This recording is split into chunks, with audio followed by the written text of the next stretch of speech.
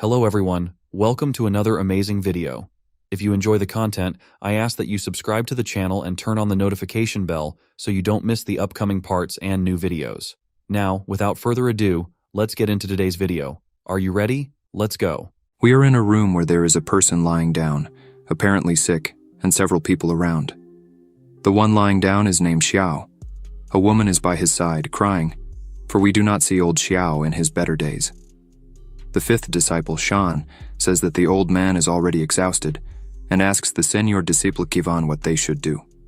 Kivan says the answer is obvious. Sivan says he will go out to look for another elder to learn from, as staying there praying for this old body would not help Sivan get any stronger.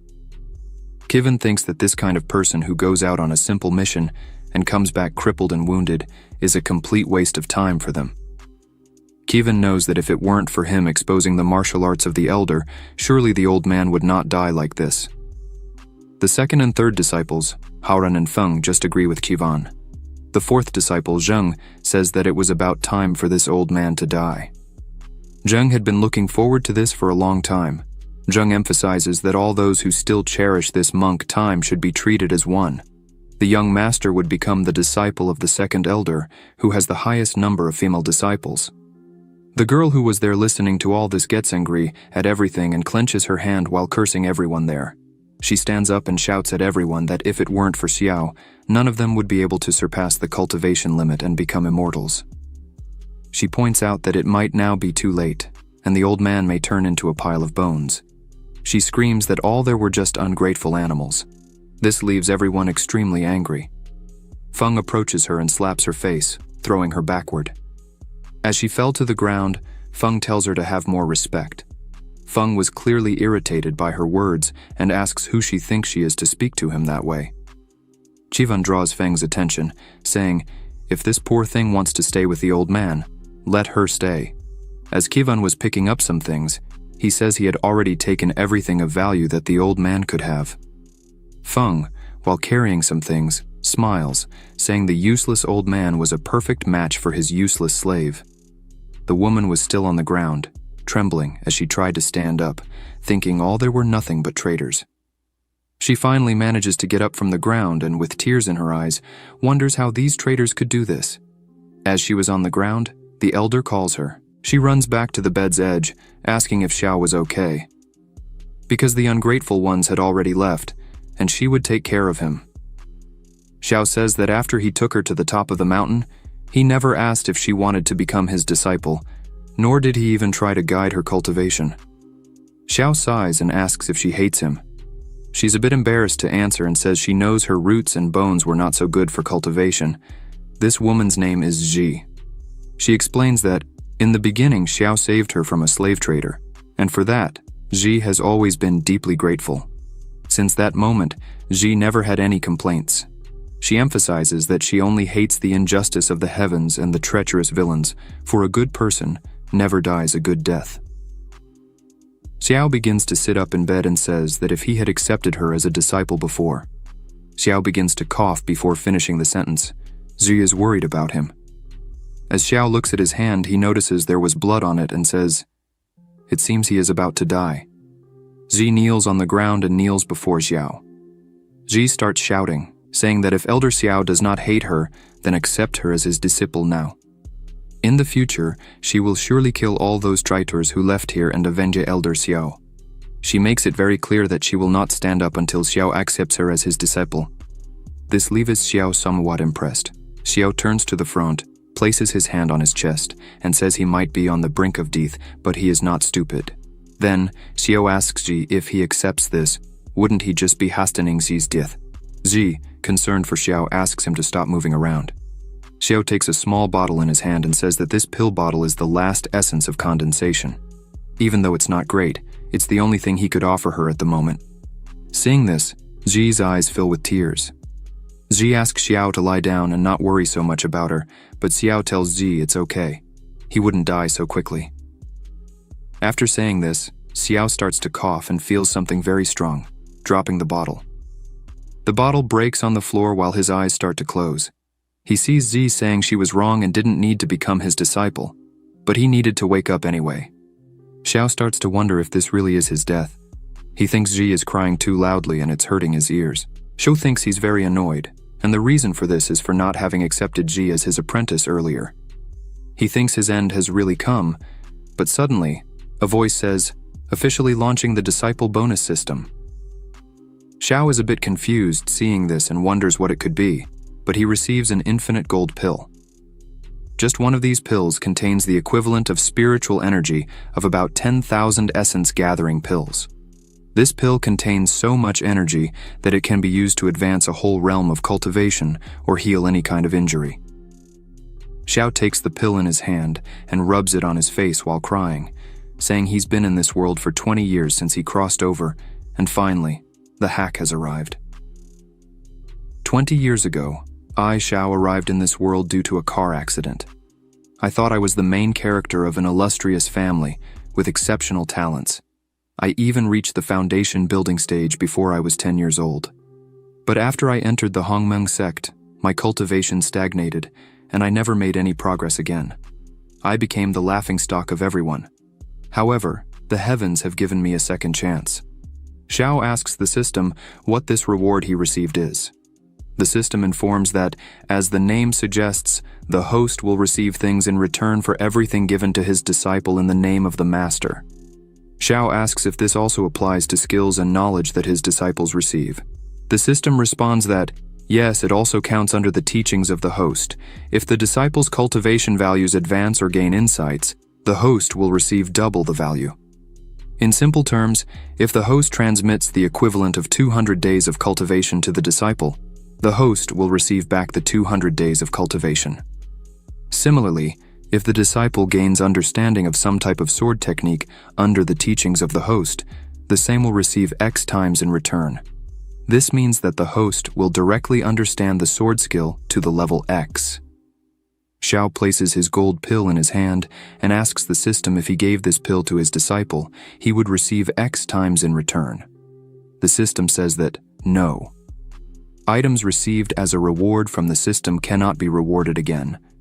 However, if the master teaches a disciple the skills that were given by the system, and the disciple gains new insights, it is not considered something from the system.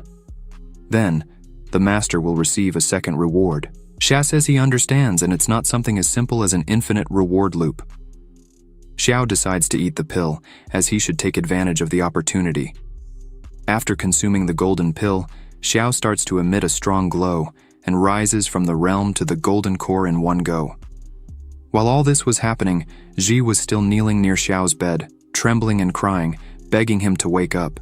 She says in a trembling voice that she doesn't want anything else, not revenge, doesn't need to be his disciple, much less receive gifts like essence pills. Ji just wants her master to wake up. Suddenly, Xiao places his hand on Ji's head, saying she should remember the first thing her master will teach. Ji lifts her head, with her eyes full of tears, surprised by this. As soon as Ji looks at her master, she sees that he is completely fine. Xiao is physically healed, with a strong energy coming out of his body. He tells Ji that if she has enemies, she should seek revenge and face everyone with ferocity, and the revenge should be doubly severe. Meanwhile, in another location, Feng knelt before a man, pleading for him to take him as his disciple and offering all of Xiao's secret martial arts in exchange. This place where Feng was is the Hongmeng sect, 6th peak. The man took the scroll offered to him by Feng and remarked that Xiao had indeed made an excellent disciple. The man pointed out that Xiao, who once was the star of the Hongmeng sect and considered himself unparalleled, ended up in such a state. It's unfortunate. This man is the elder of the 6th peak and head of the discipline hall, Wang Na. The elder told Feng that if he truly wished to become his disciple, it could indeed be possible. But the elder showed a ruler called the Ruler of Repentance. This ruler is capable of dissecting a person's spiritual roots.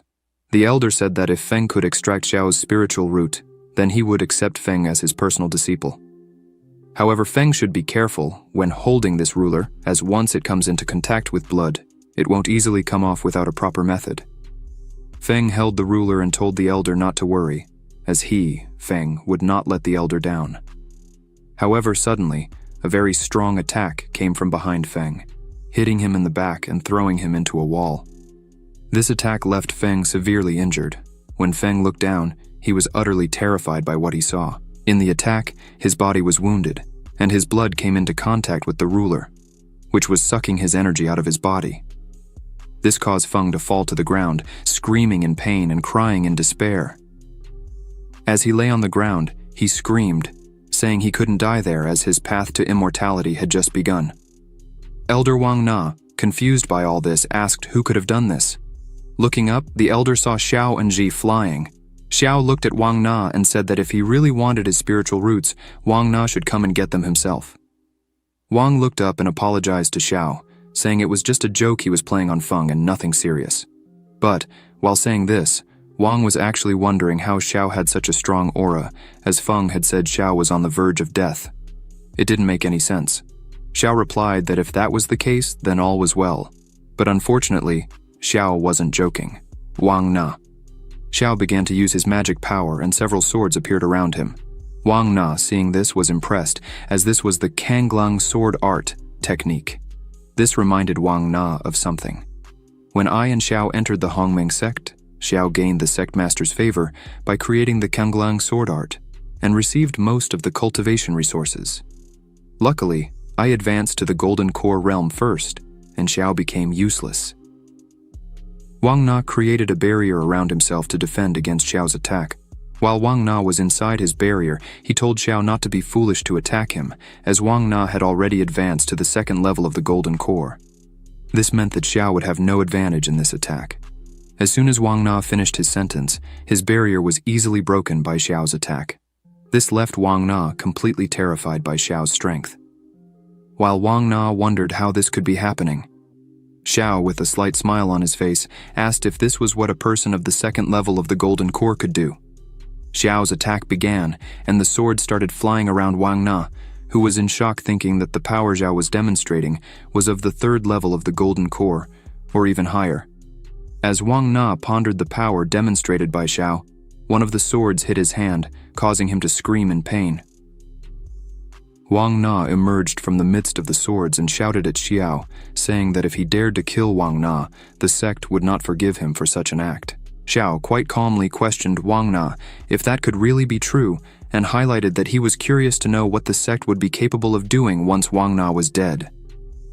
Xiao turned his attack back to Wang Na, who, with no other option, decided to use a mysterious artifact. Upon using this artifact, a shield rose in front of him, protecting him. Wang Na thought to himself that unfortunately, this artifact only had 3 charges, and this was the last remaining charge. Wang Na considered this a huge loss, as he had intended to use this last charge when he was advancing to the nascent soul stage. Xiao observed this and thought to himself that Wang Na really did have some tricks up his sleeve. Xiao remarked that it seemed Wang Na had received quite a few gifts over the years. Suddenly, black lightning started to strike everywhere. Wang Na yelled Xiao's name, questioning if he really intended to continue with this. Xiao, with a determined look, questioned why he should stop. Xiao continued his attack, leading to a massive explosion. Amidst it all, Wang Na couldn't believe this was happening to him. Xiao's attack began to destroy everything around. After the attack ended, everything nearby was destroyed, and a huge hole was created on the ground. In the midst of all this, Wang Na was severely injured, cocking in pain. When Wang Na saw Xiao approaching, he was completely terrified and began screaming for Xiao not to come any closer. Xiao, as he approached, asked if the shield Wang Na was using was a top-tier artifact, classified as mysterious, because it managed to keep him alive in this world. Artifacts are divided into 5 levels: mortal, mysterious, earthly, celestial, and finally, immortal. Within each level, there are 4 grades: low, medium, high, and supreme. The shield used by Wang Na was of the mysterious class, high grade. Even within a sect, this would normally be considered a sect-defending treasure. Xiao hadn't expected Wang Na to have such a valuable treasure tucked away. Xiao didn't care much about that. In any case, it was going to end there. Xiao drew his sword and aimed to deliver a finishing blow, but Wang Na created one last barrier around himself and pleaded for Xiao to spare his life. Xiao paused because he heard a voice. This was Zhang He, the leader of the Hongmeng sect.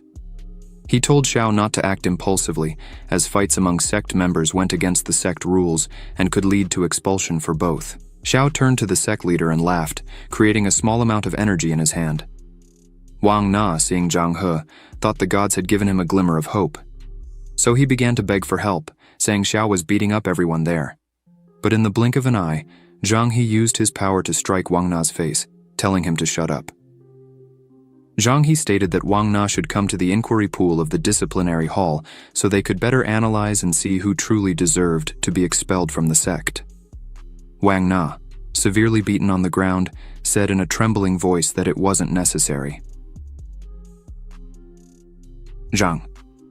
He turned to Xiao and congratulated him for breaking through the Golden Core realm after so many tribulations. Xiao thanked Zhang He and said that if he hadn't evolved, he would probably have become someone's target, and his spiritual roots would have been removed. Wang Na shouted that it was a misunderstanding, and he would accept the sect's punishment. However, Wang Na said he hoped Xiao wouldn't use this against him in the future. Xiao crossed his arms and said that, out of respect for the sect leader, he would leave Wang Na alive for now.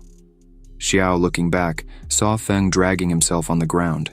Xiao pointed out that Feng had committed an even greater crime than Wang Na, as betraying his master and repaying kindness with hostility was unacceptable. Therefore, Feng should be banned from entering the sect, and all his cultivation should be completely extracted. Feng tried to ask for the sect leader's help, but Zhang He simply said it was up to Xiao to handle as he wished. Ji, hearing this, started to run and said there was no need for her master to act. Feng, seeing this, called Ji useless and launched an attack against her. Ji stood completely still as the attack approached. Then, she began to gather magic in her hand and effortlessly defended against Feng's attack. This left Feng completely paralyzed, as Ji had been considered useless until recently. Feng asks when she had learned the Kanglang sword art. Hearing this, Xiao begins to explain that 3 days ago Zhai was sitting. The system pops up with Zhai's specifications. Name: Yan Nu, True Identity, Disciple, Comprehension, 260, Root, 15, Talent, Innate Immortal Sword.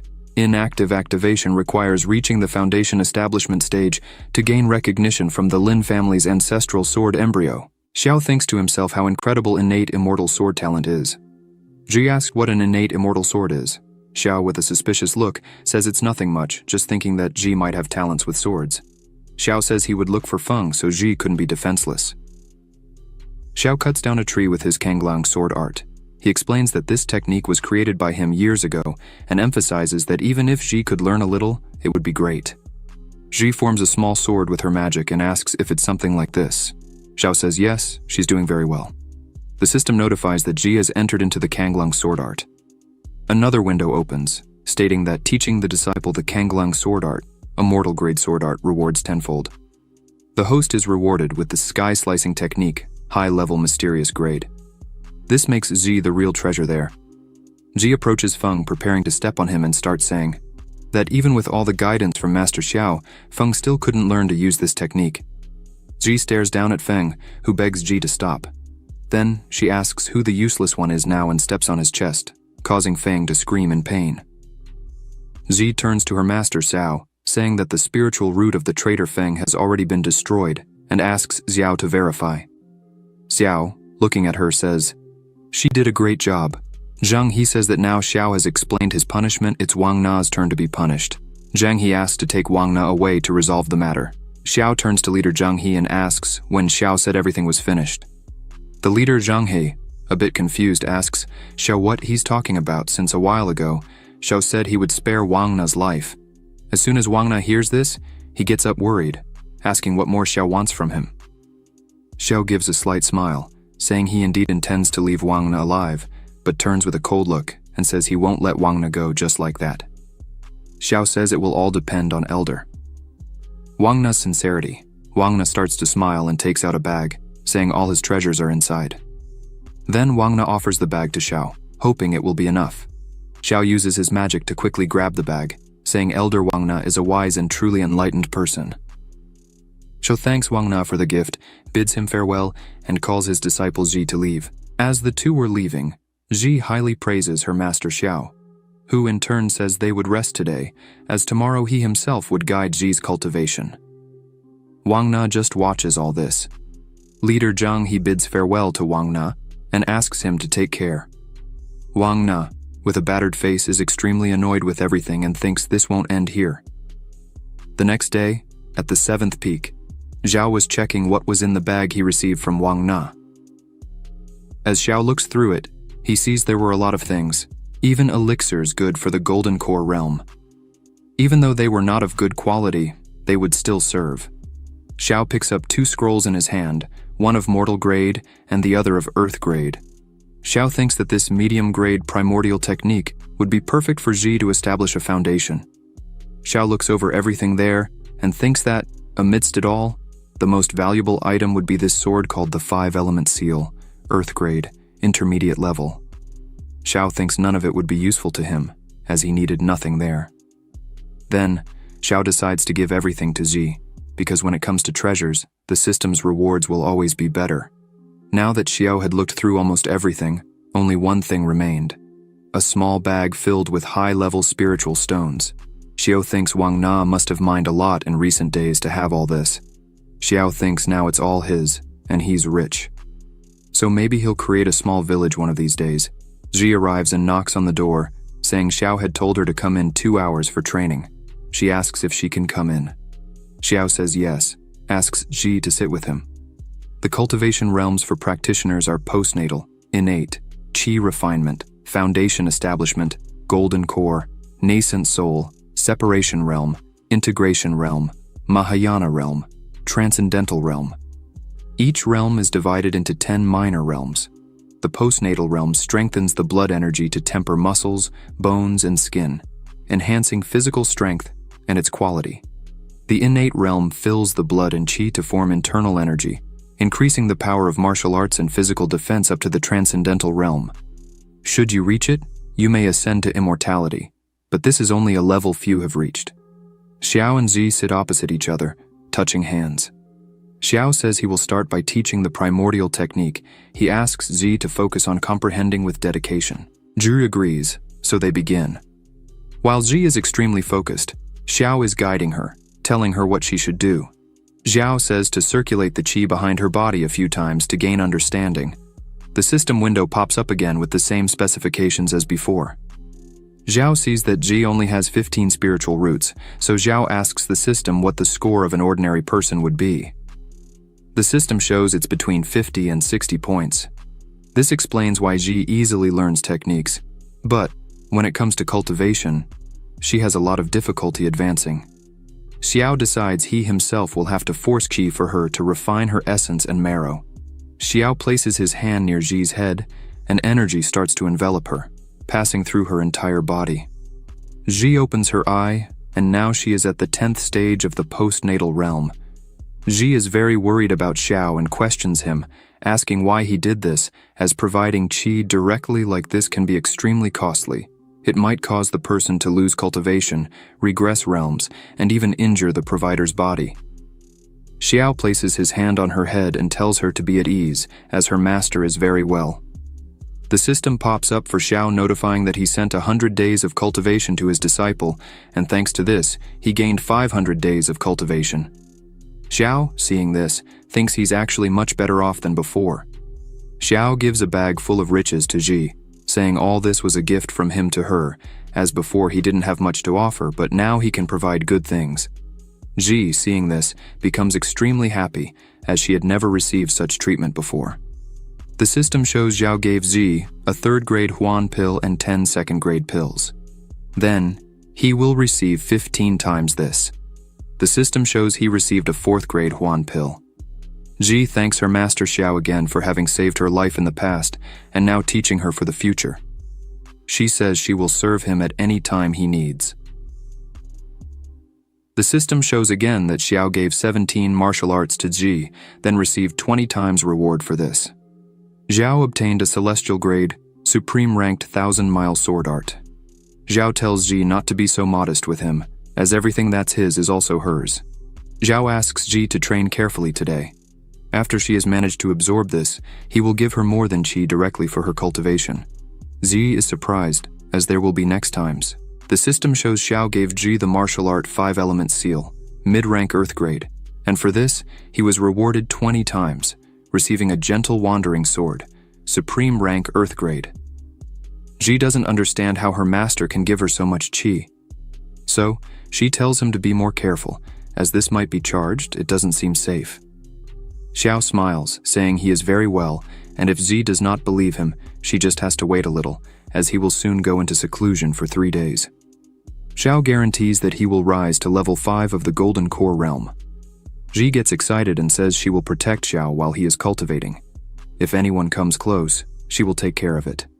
Xiao tells Ji to be careful and not to stress too much and to practice properly. Ji says it's okay and will practice right now. Xiao opens the system window to check all his rewards. Xiao takes the Huan pill in his hands and thinks he had heard about it before. This pill can only be cultivated by someone who has a nascent soul. The heavenly materials required are the rarest to find for 4th grade elixirs. Xiao thinks that even if he searched the entire Hongmeng sect, he probably wouldn't find even 5 of these pills. But that still wasn't really what Xiao was eyeing, as the reward Xiao most wanted is the 1,000-mile sword art. This art is practically the pinnacle of all fencing. If Xiao combines the 1,000-mile sword art with his new high-level earth-grade sword, Gentle Wandering Sword, it becomes basically unbeatable. Xiao gets excited about all this and decides to test the real power this combination could have. Xiao sends a small attack at a stone and easily destroys the stone. Xiao is surprised by the 1,000-mile sword art, as this skill emphasizes the way the sword is manipulated. Xiao thinks that if he gathers more swords, or gets more valuable swords, it would be child's play to challenge stronger realms. But that would be for another time, as now Xiao will assimilate the cultivation received from the system. Xiao is quite confident this time. He believes he might reach, or even surpass the 5th stage of the Golden Core. Meanwhile, in the Wang sect market, Zhang and Li Shan were walking carefree until, out of nowhere, 2 women start commenting on Xiao, saying he recently ascended to the Golden Core, and that Xiao had a confrontation with Elder Wang at the 6th peak, and apparently Xiao defeated Wang in a humiliating way. This caught their attention. The 2 women highlighted that Xiao was willing to sacrifice his own spiritual roots to assist his disciple. The other woman says that's so perfect and envied people who had a master like that. The 2 were completely in love with Xiao. Li Shan, upon hearing this, starts to think, could Xiao really have been able to help and pass his skills to that Ji? The other 2 women who were with Wang Zheng ask him and Li Shan why they left the 7th peak. Wang Zheng answers the women that everything they were hearing was a lie, as Xiao was a complete idiot who mistreated his students, and that's why they left there. While Wang Zheng and Li Shan were with these women, Lin Haran was just. Watching all this, he starts to think that Xiao, besides having a new disciple, was still able to move to the Golden Core. Not to mention that Elder Wang was not able to defeat him. Lin Haran wonders if this could really be true. So, he decides to see with his own eyes. At the gate of the 7th peak, a man stands in front of Xiao and Ji. This man says he was sent there on behalf of the sect leader Zhang He. This man introduces himself and says he is Ye Chen, the senior disciple of Zhang He. Ye Chen says he came to warn that the great sect competition will be in 100 days, so Xiao should prepare for such an event. Ye Chen looks at Ji and apologizes for what he is about to say, but in Ye Chen's view, Ji is a seemingly weak person. By her talent in the great competition, Ye Chen thinks she will lose and cry over the defeat. Ji gets angry when she hears this, but Xiao steps forward and says that Ye Chen has a somewhat limited view. Ye Chen is a little startled by this. Xiao says that Ji was a person completely without cultivation 3 days ago, and now is already at the 10th stage of the postnatal stage. Xiao asks Ye Chen what he thinks of Ji's rate of evolution if she really seems irrelevant.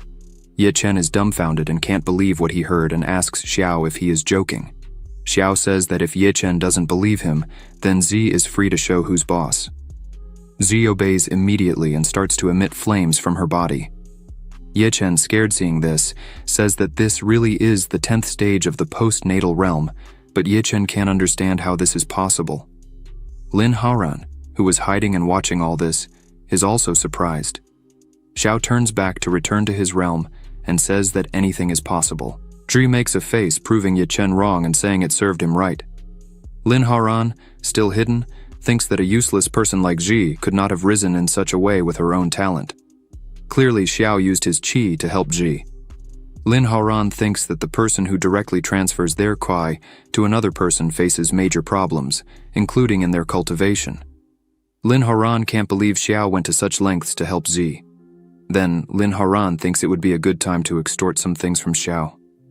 After all this, in the hall of the third peak, Lin Haoran is before Elder Meng Yu, who is asking Lin Haoran if everything he said is true, that Xiao took everything from Wang Na and transmitted the peak of the supreme technique to his disciple. Meng Yu asks if there is anything they can do. Lin Haoran tells Meng Yu that he is the strongest in the sect and should receive the most resources. What Xiao is doing is just squandering the sect's resources. Hearing this, Meng Yu gives permission for Lin Haoran to personally take care of it. Meng Yu emphasizes that if Lin Haoran really manages to defeat Xiao, then he will be accepted as a direct disciple. Lin Haoran thanks him for the opportunity. Meanwhile, in the training room of the seventh peak, Xiao and Zhi are sitting. Xiao asks Zhi if she is ready, as today she will break through to the inner realm and cleanse her meridians. Xiao notes that if everything goes right, in the future, Zhi will be able to cultivate with less effort and more ease. However, for that to happen, she will have to endure very strong pain. Zhi says she is ready and remembers everything Ye Chen said before and promises that as soon as she gets stronger, she will not accept this anymore and everyone will pay attention to her. Xiao sees that although Ye Chen has been spoiled by the sect leader, the encounter between Zhi and Ye Chen was very good. It made her more motivated, and it is this motivation we need. Xiao thinks this really is the moment for Zhi to break through to a higher realm and perform a cleansing on her meridians. Xiao takes a small bag in his hand, and from it takes out a 4th-class meridian cleansing pill. Xiao was able to buy them thanks to the riches he took from Wang Na. Xiao decides to start and prepares to begin the training. As soon as it starts, Zhi tries to concentrate as much as possible. Joy thinks this is more painful than she was thinking, but after the pain passes, Zhi feels as if her whole body becomes lighter. A system window opens, informing that Xiao transferred 200 days of cultivation to Zhi, increasing her aptitude by 70 points as a reward. This was doubled, resulting in 400 days of cultivation and the low-class autumnal water sword technique of Earth rank. Xiao, seeing this, thinks it is finally done. Xiao is very satisfied, as the feeling of gaining something is very good. Now Xiao is at the 6th level of the Golden Core. Zhi finally opens her eyes and feels much better, as she is now at the 1st innate level. Zhi asks if this is a technique to purify the meridians and marrow, and completes asking if now that she has reached the celestial realm, if this was enough to face Ye Chen. A window opens again, showing Zhi's information. Name, Zhenu. True identity. Disciple. Understanding. 260. Aptitude. 85. Talent. Innate body sword. Not activated activation condition. Reach the foundation realm. Obtain recognition of the ancestral sword embryo of the Lin family. Xiao laughs and touches Zhi's face, telling her to be brave and take Ye Chen down. If Zhi defeats Ye Chen, Xiao promises to take her to the World Genius Challenge. Zhi is extremely happy with this, asking if she really can do all this. Suddenly, someone starts knocking on the door, leaving Zhi and Xiao surprised. This person calls for Xiao, saying that one of his disciples had been seriously injured while collecting medicinal herbs for his treatment, and asks Xiao to come outside to take a look. Xiao, already suspicious, decides to follow. As he was leaving, Zhi was just wondering who it could be and if her master really had other students besides her. As soon as Xiao opens the door, Zhi is surprised to see Lin Haoran lying on the ground.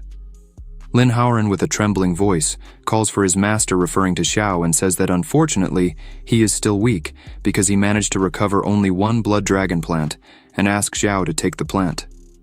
Zhi screams furiously that Lin Haoran is just a traitor who swore loyalty to the third peak and asks what he is doing there. Lin Haoran, still lying on the ground, tries to explain with a still trembling voice, saying it's just a misunderstanding and the only reason Lin Haoran entered the third peak was to get this life-saving plant for his master. The disciples of the Third Peak's elder Meng Yu say that Lin Haoran almost died to get this plant and doesn't need to speak to him in that way. Meng Yu adds, saying that for 3 consecutive days Lin Haoran had kneeled asking Meng Yu for help, and this moved Meng Yu. Zhi doesn't accept any of these words, saying they are just distorting the truth. It's clear that Lin Haoran betrayed Xiao and is now trying to navigate the situation with this ridiculous act. Xiao asks Zhi to calm down and leave this matter to him. Xiao asks Lin Haoran why he is there if he had already sworn loyalty to the Third Peak's elder.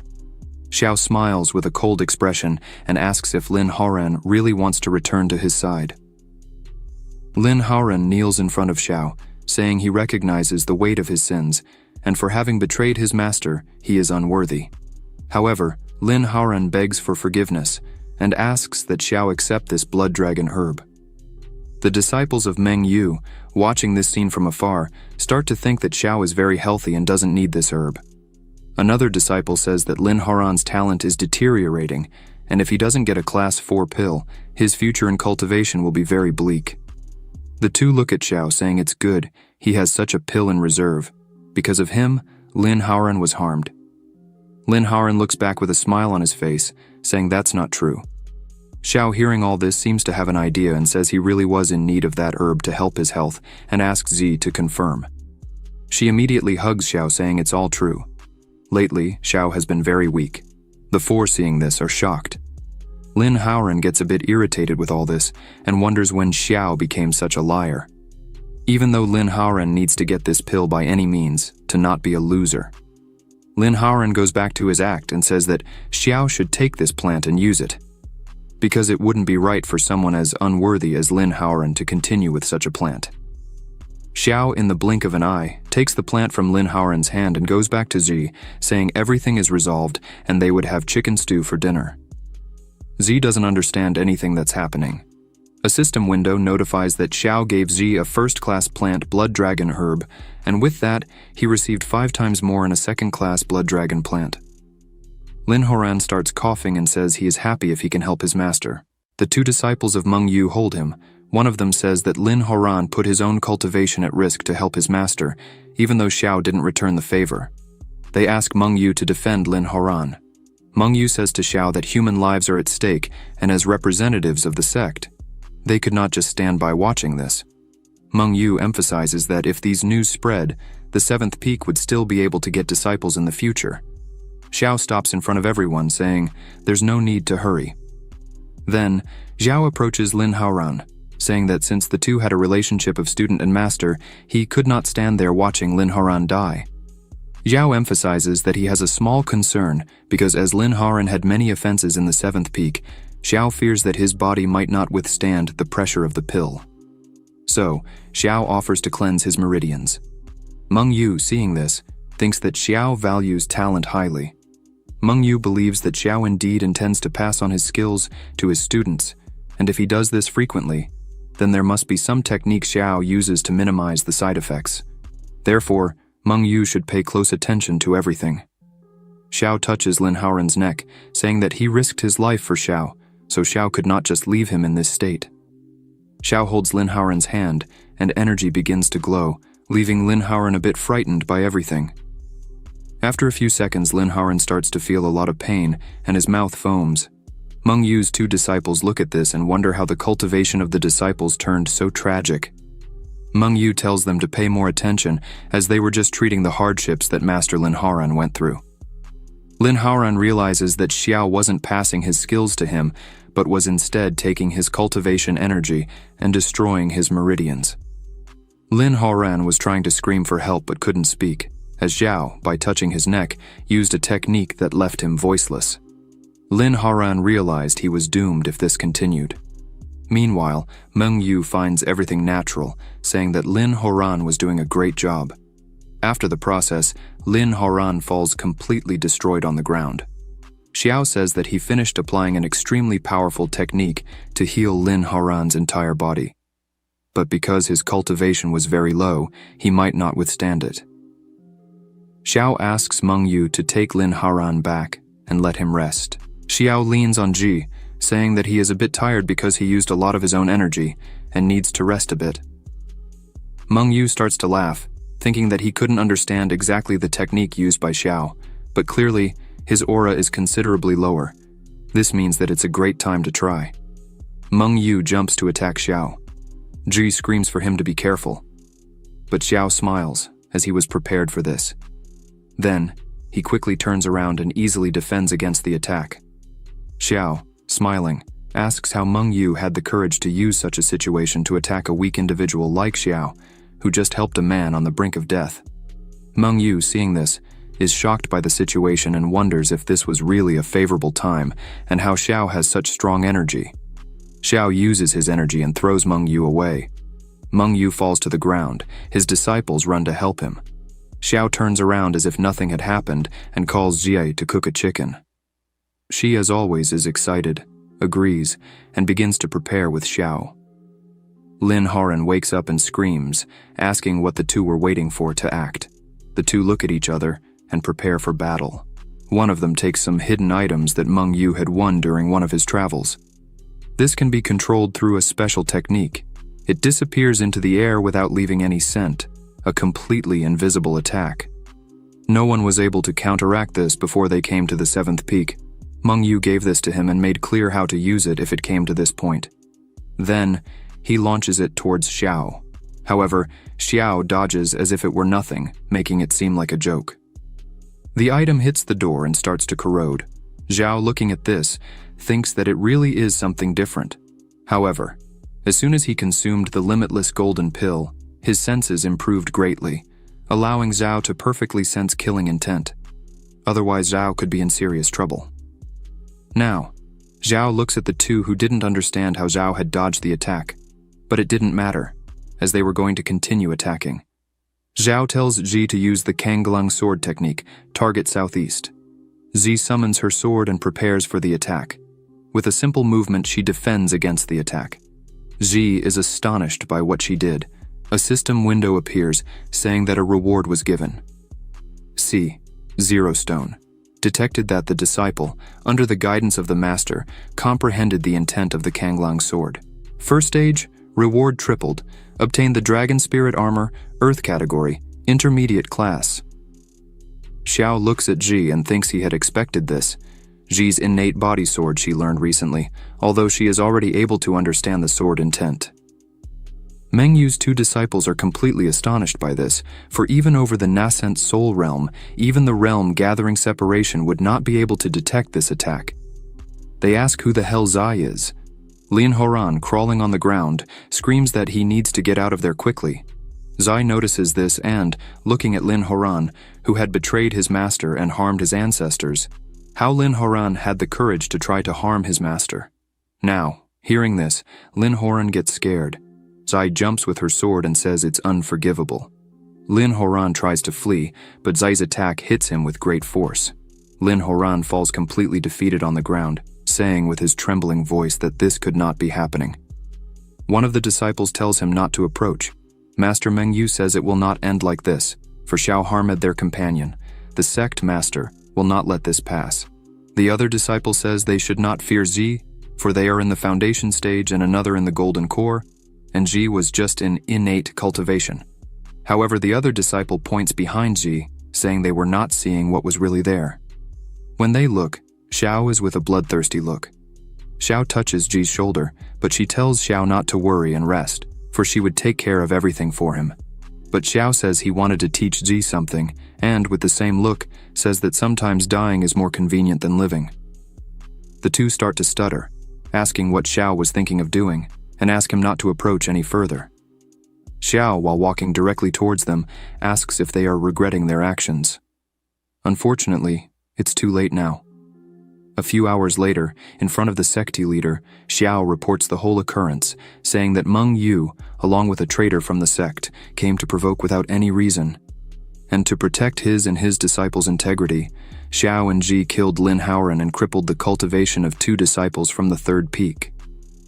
With all this, Xiao hopes the sect leader understands and does not try to punish the 7th peak for it.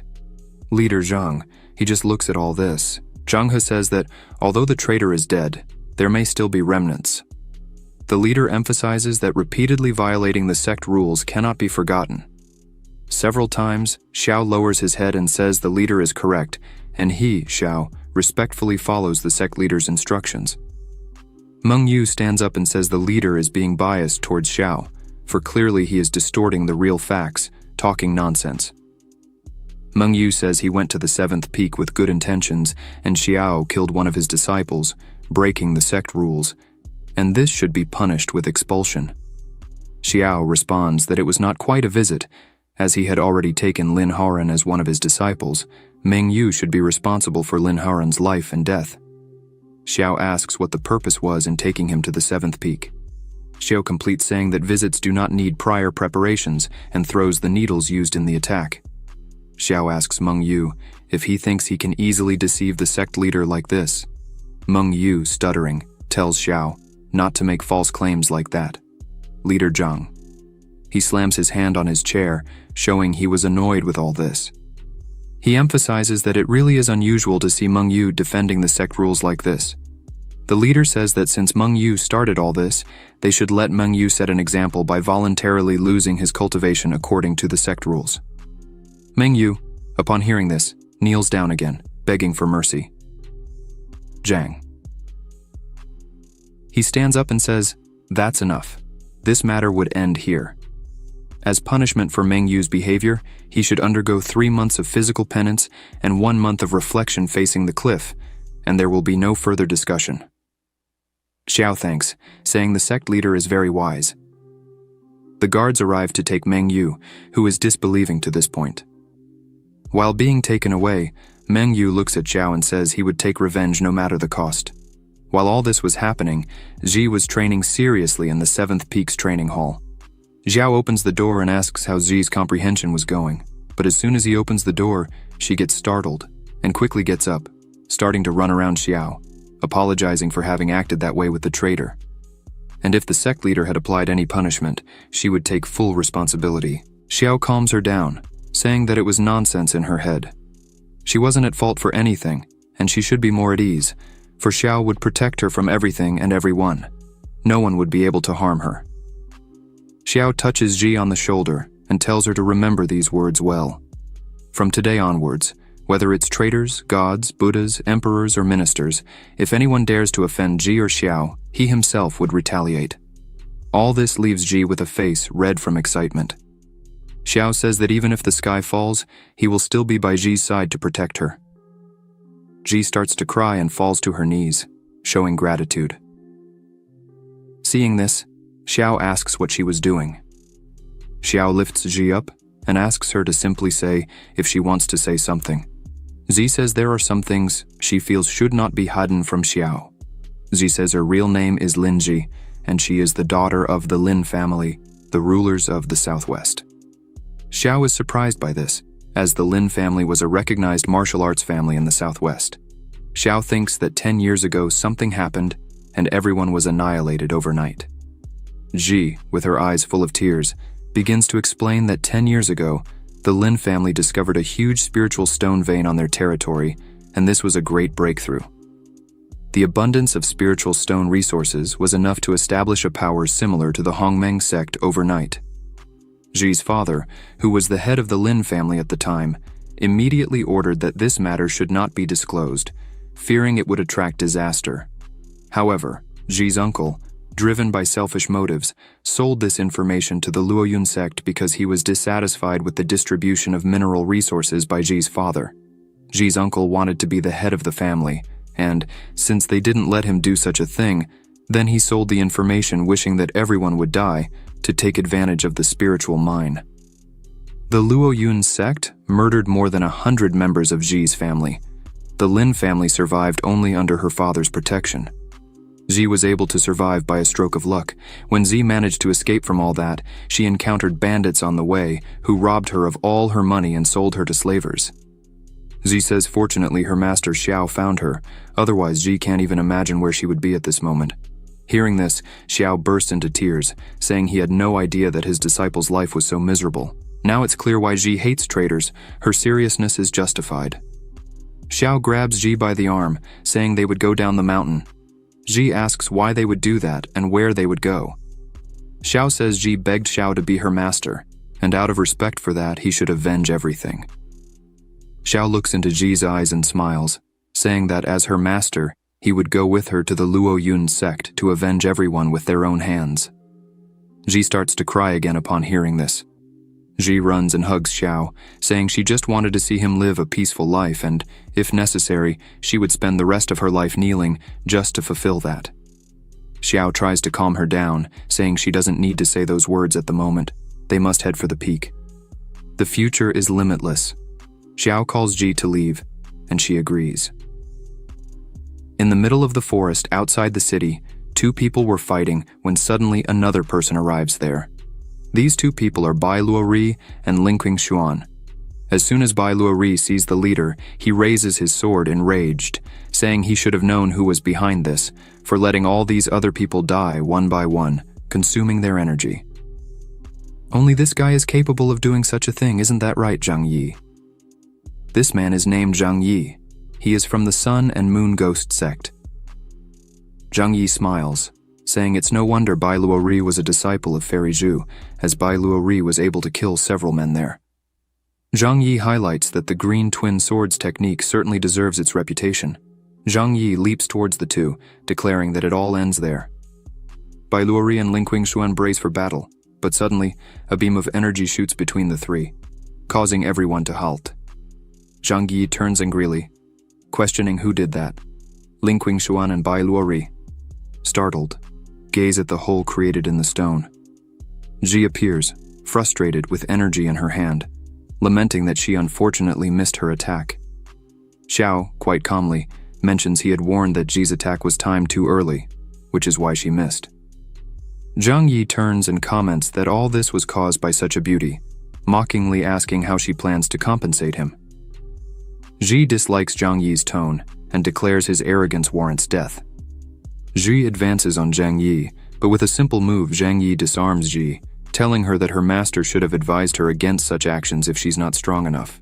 Linqing Xuan and Bai Luori, witnessing this, shout for Ji to be careful, concerned for her, but Ji is entirely focused on her task and tells Zhang Yi that the only thing her master taught her was not to pity fools like Zhang Yi. Then Ji uses her magic and a glow forms behind Zhang Yi, and before he can react, several swords strike him from behind, causing Zhang Yi to scream in pain. Ji takes Zhang Yi's Qiankun bag and brings it to Xiao, noting it contains nothing of great value, just some spiritual stones and elixirs. Xiao suggests she should just keep the bag. Linqing Xuan and Bai Luori approach Ji and Xiao, thanking them for their help. They introduce themselves as students of Elder Zhu Xuan from the Hongmeng sect and inquire about their names. Xiao introduces himself, pleased to meet them, as Elder Xiao of the 7th Peak, and introduces Ji as his student. Linqing Xuan and Bai Luori are surprised to meet Xiao and express their gratitude again. Xiao dismisses the formalities and inquires why they were in such a remote location fighting against the Sun and Moon. Ghost Sect. Bai Luori explains that the Ghost Sect has always harbored resentment towards the Hongmeng sect. Some members even relish in killing monks, and the prior conflict was over this plant, the colorless grass of 1,000 years low grass. This plant comes in 5 quality levels: low, human, mystic, earthly, celestial, and immortal. Among them are 4 grades: inferior, medium, superior, and absolute.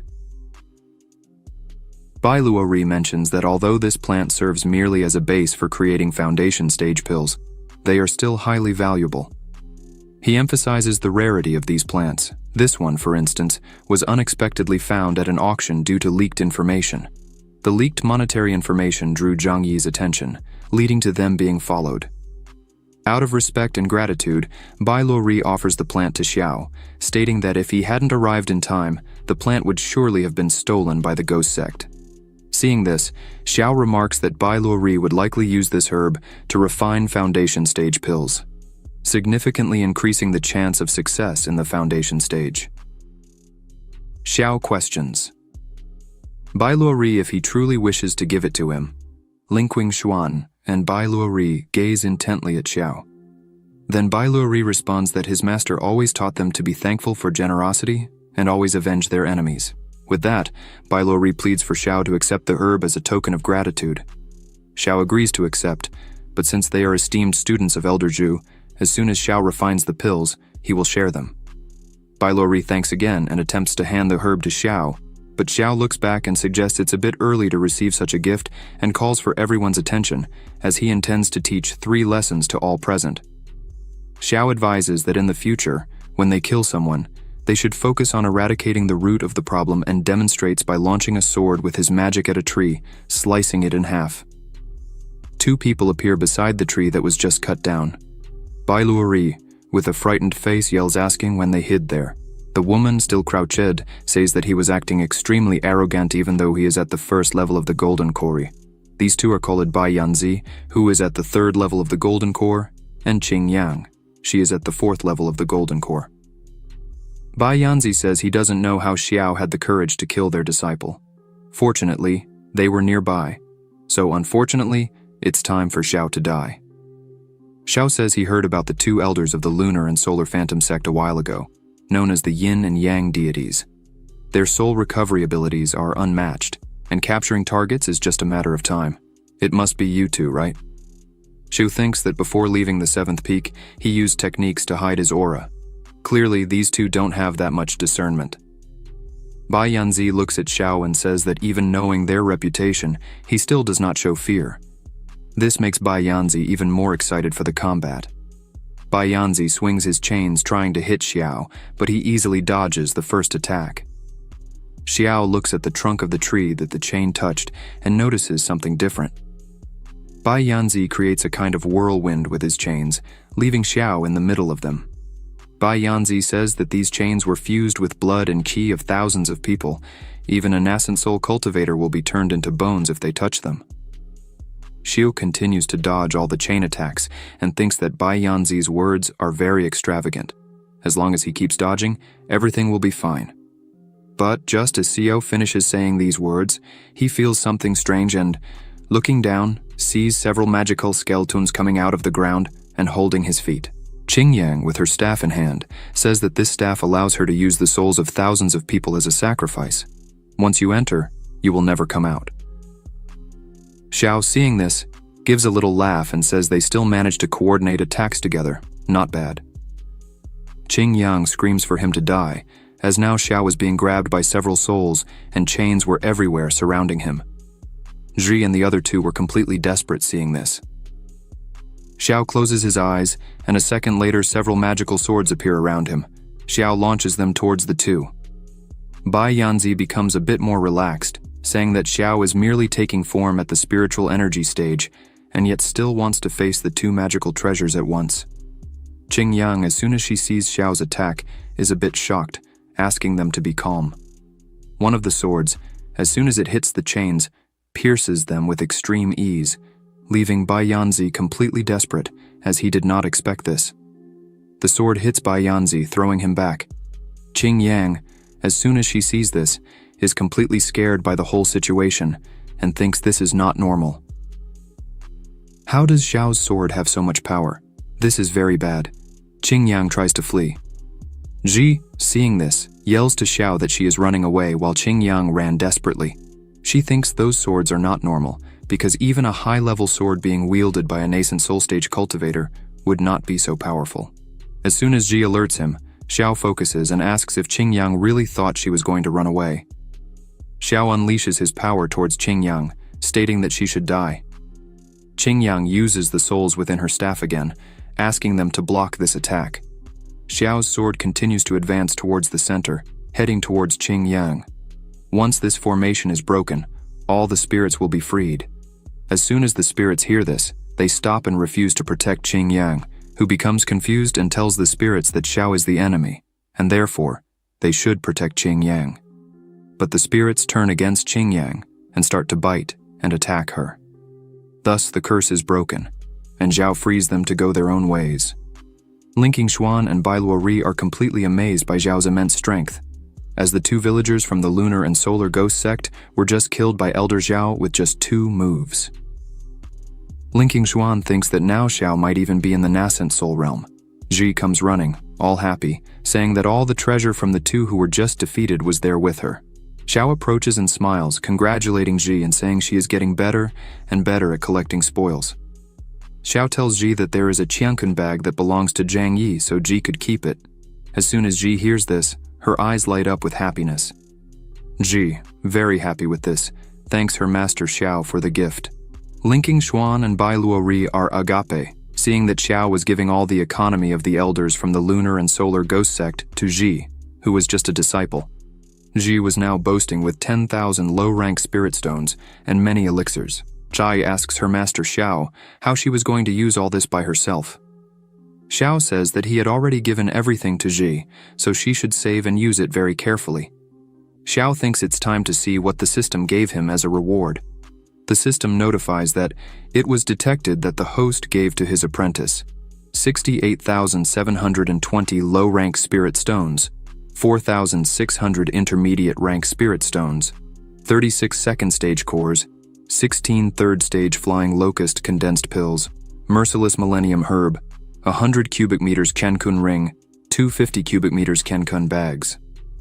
The system announces that it was calculating the rewards. After a few seconds, the system shows the rewards, which are a level 4 immortal nourishing pill, a 15,000 cubic meters Kenkun ring, 5 merciless millennium herbs, 2,000 absolute class spirit stones. Xiao is very surprised with all that he has just received. Xiao stops for a moment and smiles, as he had received 2,000 absolute class spirit stones. There are 4 classes of spiritual stones: low, intermediate, superior, and absolute. The exchange value between the higher levels is 1 to 100. This means that Xiao has 2 billion low-class spiritual stones. Xiao celebrates happily, as he just became rich overnight. She goes to Xiao and asks him if she could give these 2 bags to Linking Xuan and Bai Luori, since she already had a Qiankun ring. Bai Luori says they cannot accept it, as it is too valuable. Xiao pats Ji on the head and says that he had given it to her, so Ji could do whatever she wants with all the gifts. Ji smiles and hands the 2 bags to them, asking them to take good care of them. Linking Xuan and Bai Luori cry with happiness, saying that Ji and Xiao were good people. Bai Luori thinks that he is envious of Ji for having such a selfless master. After some time, Xiao and Ji arrive at the Luoyun city, alchemy room. After entering, there are several people inside focused. Ji asks Xiao what they were doing there. Xiao explains that the ruthless millennium herb they just obtained outside the city can be used to refine foundation creation pills for Ji. To avoid losing the efficacy of the medicine, they would refine the elixir first and then go to the Luoyun sect. Ji, hearing this, becomes extremely happy with her master. A woman hears the conversation. Her name is Su Muhan. As soon as she hears this conversation, she is surprised because one must be at least at the golden core cultivation level to refine foundation creation pills.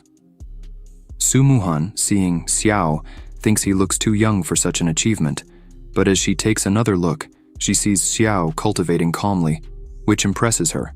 Suddenly everything explodes. Xiao and Ji are thrown away by the explosion. Ji, embarrassed, asks if Xiao really knows how to make elixirs. Xiao opens his fan and tries to cover his face while responding that he had never made a foundation creation pill before. Su Muhan comes over and says that if they wish to perfect a foundation creation pill, she could help them. Ji gets excited, saying that would be great, but Xiao was a bit suspicious of all this. Su Muhan says that the foundation creation pill requires pouring a large amount of spiritual energy into it, and Xiao would have to do this alone. The other people watching think Su Muhan is teaching for free. It seems she really has a good heart. Xiao, looking at Su Muhan's shirt, sees the symbol indicating she is a second-level alchemist. Xiao is surprised because she seems very young for this. While Su Muhan is focused on the herb in her hand, Xiao thanks her for the help and says he would pay double the market value for the assistance. And so, Su Muhan begins preparing the herb, while Ji and Xiao just watch everything happening. Green and yellow energy begin to spread around the place. Su Muhan takes a bottle and says, "Dan Sung," and the energy starts to enter the bottle. Xiao thanks her, and when he goes to pay, Su Muhan says there's no need, as it was just a favor she did for them. People start to run and scream, saying the auction has started, and there is a terrestrial-level sword in the auction. Su Muhan just watches, surprised by all this. Su Muhan starts to leave the place and says there's no need to pay. Xiao thinks he needs to buy a good weapon for Ji, and there is a terrestrial-level sword in the auction. Xiao thinks that if he can buy everything useful in the auction and give it to Ji, he would earn a fortune in rewards from the system. Then, Xiao calls Ji to follow him to the auction. Ji accepts and is happy, as she has not been to one before. On the second floor of the Tianji building, the auction is happening. In the center, there is a person presenting the items. In their hands, there is a 1,000-year-old ironwood whip, infused with spiritual energy, embedded with spiritual stones to multiply its power, capable of killing and being upgraded to the Zhuan lower realm. The starting price is 30,000 low-class stones. Z stands up, happy, and shouts, 100,000. The others are very annoyed, as they bid very high on all the items. Normal people can't keep up with all this money. Su Muhan, watching this, just stays silent. The presenter announces a superior class melted core fire lotus. The presenter says that after testing, the quality of this lotus is exceptional, and for this reason, the starting price is 1 million low-class spiritual stones. Su Muhan, all shy, thinks this is her only chance to get the melted core lotus, but Z, not caring about anything, stands up again, all happy, saying she offers 2 million. Su Muhan just fills her eyes with tears and is disbelieving. The other people say they can't cover that value, and it was over. It was expected that the rich would take it again. The presenter hits the gavel, saying it was sold to Xiao for 2 million. Xiao, with his money bag, starts to think, who was the crazy one who said money wouldn't bring happiness? Z just looks at Xiao. The presenter brings the lotus to Xiao's table, congratulating him on the acquisition. Z is impressed by the beauty of the lotus. Su Muhan, looking at them, wonders if they really will buy everything there. Su Muhan starts to feel a bit sad, because she really needed the melted core, and was thinking of asking Xiao to let her keep it. But Su Muhan was afraid of the response she might get from Xiao. However, she gathers courage and approaches Xiao's table, calling out to him. Ji, upon seeing Su Muhan, becomes joyful and asks if she wasn't the alchemist from earlier. But Su Muhan does not respond and simply kneels in front of Xiao, saying her father was a martial artist, but had gone too far. And thus, she needs the help of the fire lotus. Then, Su Muhan begs Xiao to sell her the fire lotus, emphasizing that she would repay the favor by working hard for Xiao. Ji, moved by this, asks her master. Xiao says that now the lotus belongs to Ji, so she could do whatever she wants with it. As soon as Xiao says this, the system notifies that it was detected that the host gave his apprentice a superior grade core-fused fire lotus, and the reward is 5 times greater, a 5th class core-fused fire lotus. Z becomes overjoyed with this and says that if that's the case, then she would give it. But before anything can happen, a rope with an iron tip comes towards them. Ji quickly realizes and defends the attack. After this surprise attack, Ji asks who was doing this. The people there start to scream that a fight was about to begin. A man holding this rope calls Ji a little shit and points to another man, saying he is his master and would offer 3 million to buy the lotus. The people are shocked, as 3 million is a large amount for an ordinary person. This man is Wang Ronger. He is the son of the lord of Luoyun City. Wang Ronger mockingly says that 3 million would be nothing for Su Muhan. As soon as Su Muhan sees him, she looks a bit scared, and Xiao notices this. The people start to comment that Wang Ronger began to harass Su Muhan again. They highlight that since Su Muhan inherited the position of family head, Wang Ronger has been harassing her relentlessly. The subordinate who had attacked stands up again and yells that these 2 bitches should stand up and offer the lotus with both hands, as Wang Ronger wanted it. Ji puts a hand on her hip and says they would not sell, just because Wang Ronger wanted it. Su Muhan runs over and asks Ji not to be so impulsive, and pleads with Ji not to offend those people. This leaves Ji and Xiao a bit confused. Xiao says it seems like Su Muhan has some connection with that man. Su Muhan starts to explain, saying that man is the son of the lord of Luoyun City and could be considered the supreme lord there. Su Muhan says that once Wang Ronger came to her door asking for her hand in marriage, but Su Muhan did not accept. After that, Wang Ronger began to follow her everywhere, non-stop, day after day. Su Muhan apologizes and says all this trouble was caused because of her. Then she offers 50,000 spirit stones as an apology and says she is leaving. Xiao, seeing all this, thinks Su Muhan does not despair over anything, even needing medicine for her father. She did not despair when things did not go her way, not to mention she is a second-level alchemist at such a young age. Xiao becomes quite excited about this situation and thinks it really would be worth teaching a woman like this. Xiao calls Su Muhan and tells her to wait a bit, as he would give her the lotus and give Wang Rongger a beating. But there was one condition. This leaves Su Muhan completely surprised. Su Muhan turns around running and asks what that condition would be. Xiao opens his fan again and says she just needed to worship him as her master. Su Muhan screams, saying she accepts. As long as Xiao saves her father, she would do anything. Su Muhan kneels and calls Xiao master. She asks him to accept this small token of respect. Xiao accepts and says that from today, she would be his second disciple, and asks her to stand up. The system window opens again and informs, "Congratulations to the host for accepting a new disciple. It was detected that the disciple has the human-level alchemy heart. The success rate of alchemy increases by 30%. The return reward was doubled, and the host obtained the alchemy heart, terrestrial level. The success rate of alchemy is increased by 70%. The information of the disciple Su Muhan was scanned and is being opened in the information panel. Name, Su Muhan. Identity, true second disciple. Understanding 60. Aptitude, 50.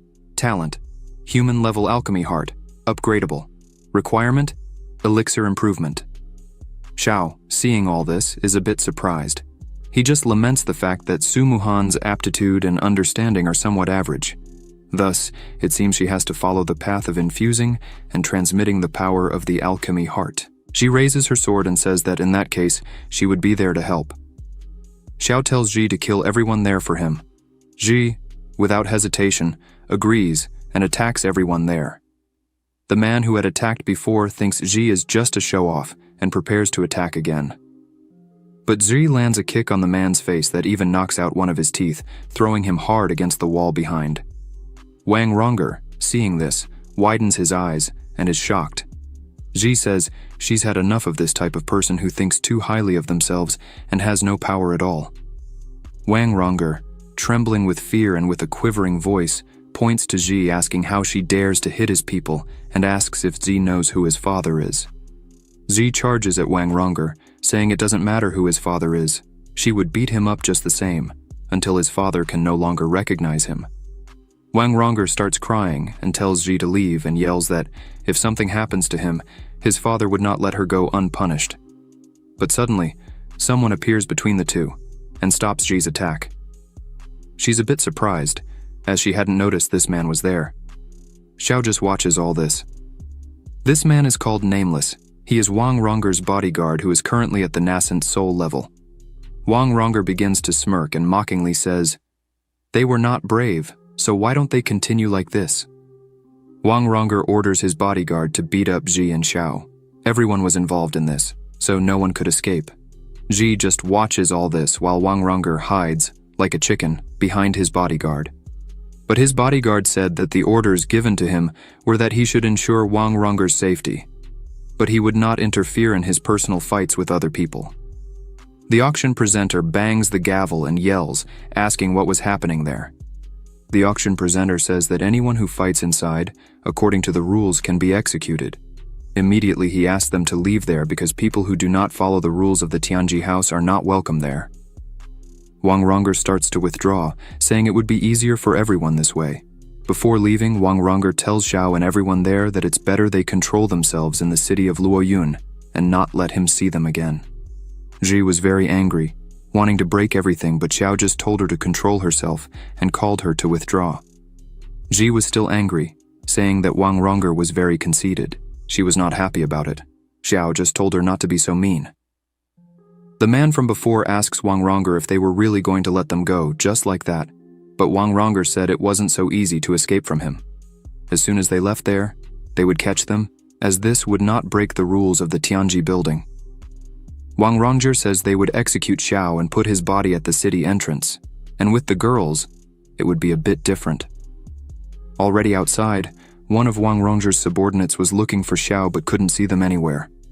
Xiao was behind one of the walls and concentrates his magic and sends one of his swords to attack the three. The bodyguard sees the sword coming in time, then grabs his sword and tries to defend the attack. But Xiao's attack easily breaks the bodyguard's sword and goes directly to Wang Rongger, hitting him and throwing him to the ground. Xiao appears in front of the three. The subordinate from before yells at Xiao, asking how he dared to kill someone on the lands of the Tianji house. Xiao, very calmly, tells them not to be so foolish, as Xiao had waited for them to leave the Tianji house to kill him. Thus, he hadn't broken any of the rules there. This leaves the subordinate without answers. The bodyguard drops the rest of his sword on the ground and says that Wang Rongger was authoritarian, idiotic, and annoying, but the bodyguard was paid to protect him, and so he should be loyal to Wang Rongger. This means that if someone kills the person he was protecting, he should take the head of the perpetrator. Otherwise, the Wang family would hunt him to the ends of the earth. Then, the bodyguard prepares to fight. Xiao just offers a small smile on his face. Xiao begins to float, surrounded by his swords, and says that the bodyguard's sword is completely destroyed, and yet he wants to fight him. The bodyguard starts to grow scales on his body, saying he has beast blood, so his body is harder than a simple sword. Using a sword for him means nothing. It's just a matter of coexistence. Xiao, still very calm, looking at that, asks if he really thinks so. Xiao says he would love to test the strength of that, and launches his swords towards the bodyguard. The bodyguard catches the swords with his hand and breaks them in the middle, saying that was useless. Xiao remains calm and smiling, and asks if really not one of the 7 swords would be useful. A sword appears behind the bodyguard, leaving him surprised. He tries to catch the sword with his hand. Energy begins to fly everywhere while the bodyguard holds it and screams. Xiao calls his sword back and says that even though he caught the sword, his hand seemed quite injured. Xiao asks how he plans to defend the next sword and attacks again. The bodyguard says that indeed Xiao's technique is without a doubt impressive, but his beast blood allows him to heal quickly. Thus, his hand begins to heal and change shape, which leaves Xiao a bit apprehensive. The bodyguard manages to catch the sword again with his hand. As he holds it, he looks at Xiao and says that just the swords wouldn't be enough to kill him. But the bodyguard thinks that the power of Xiao's sword is really out of the ordinary, because just by holding a sword, the bodyguard almost exhausted all his strength. If Xiao launches one more of those swords, the bodyguard would be in trouble.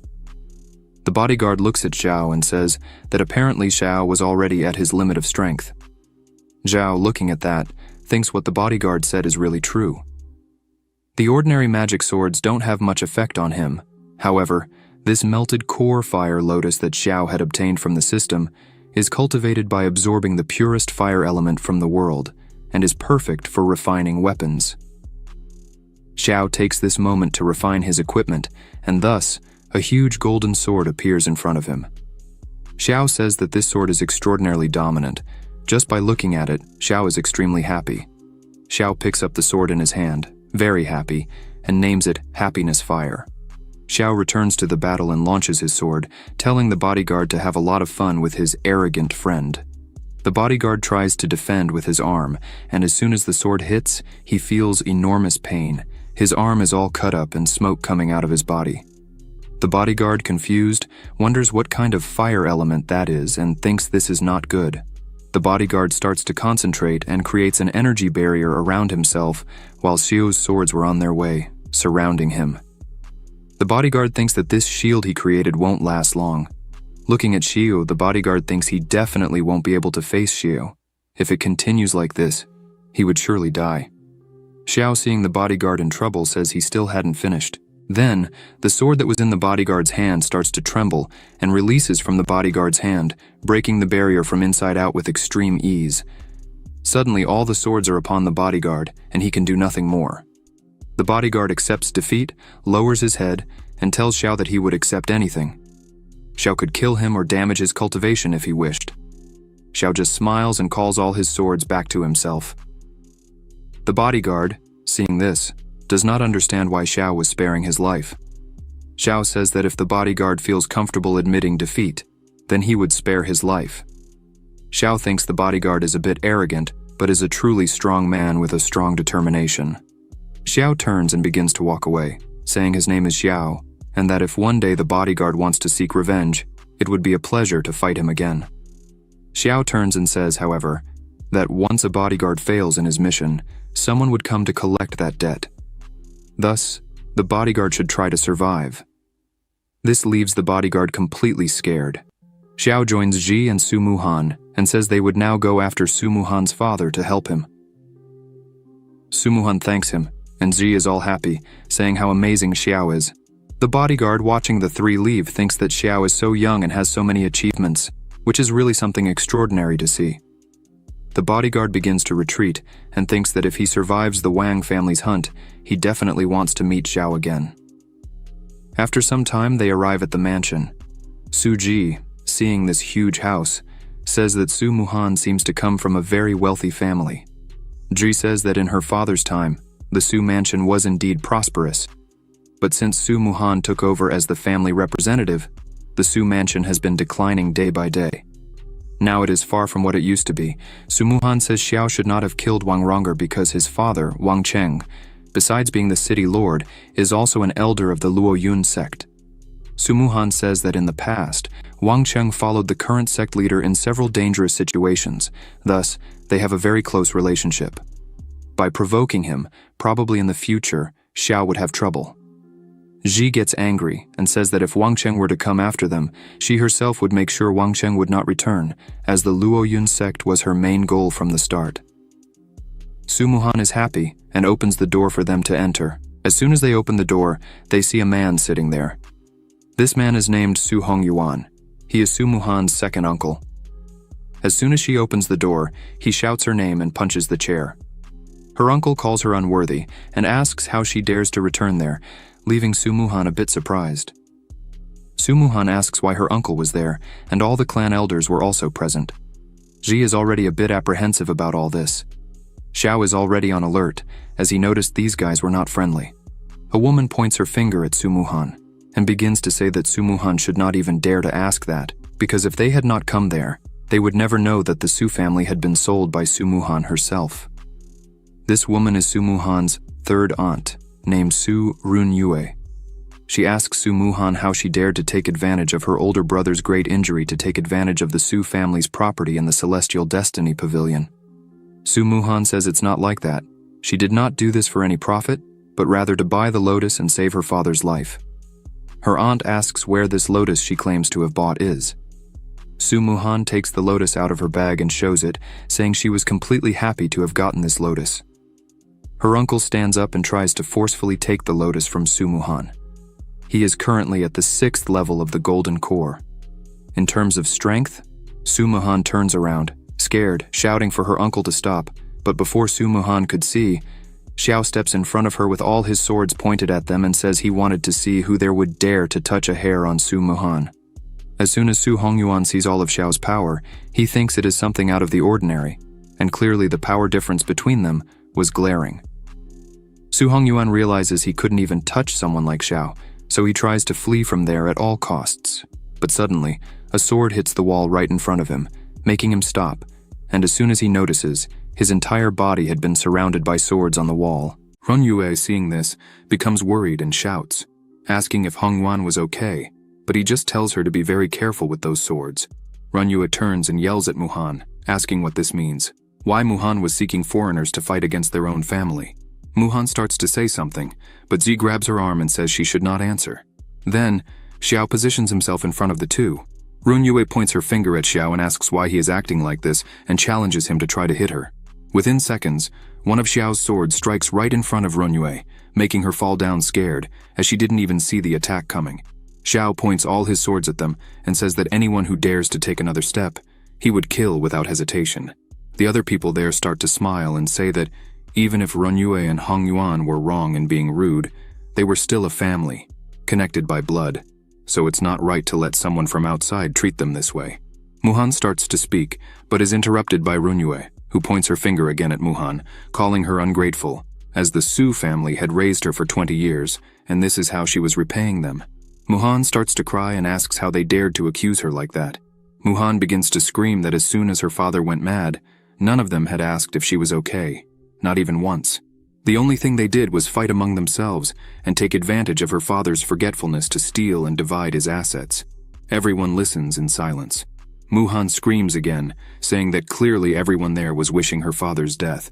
Ji hugs Muhan, who is breaking down in tears, and says that these relatives are a bunch of garbage, worse than animals, even worse than beasts, who care not for their own family but for money and power.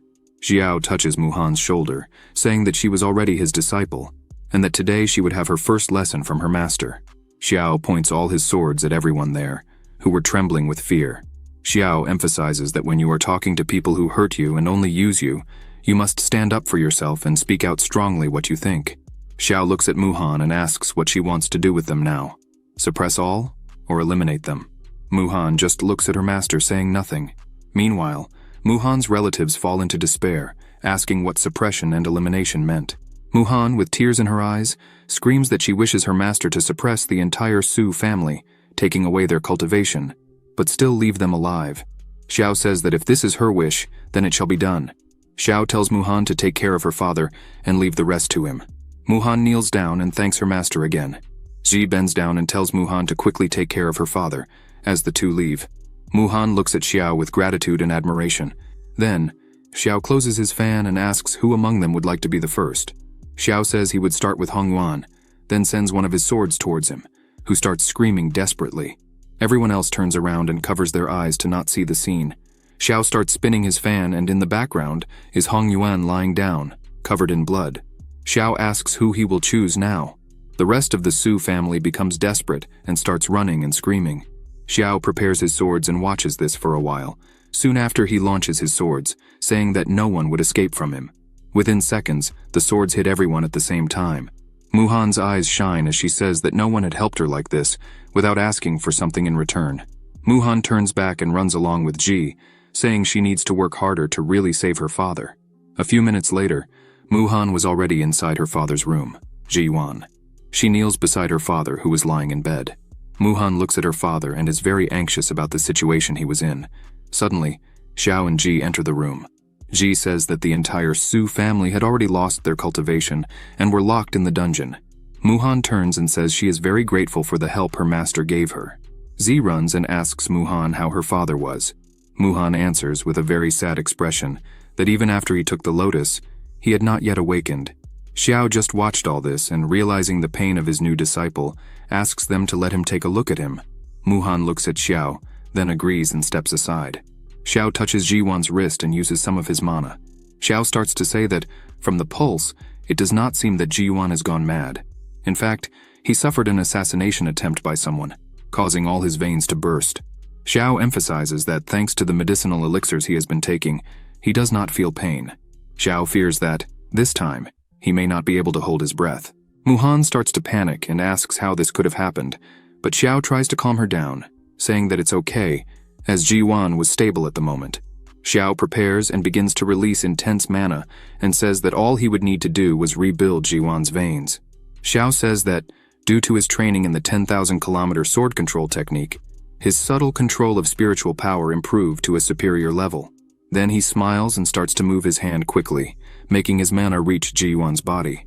While Xiao was doing this, he says that even the delicate work of repairing tendons and veins was no longer a problem for him.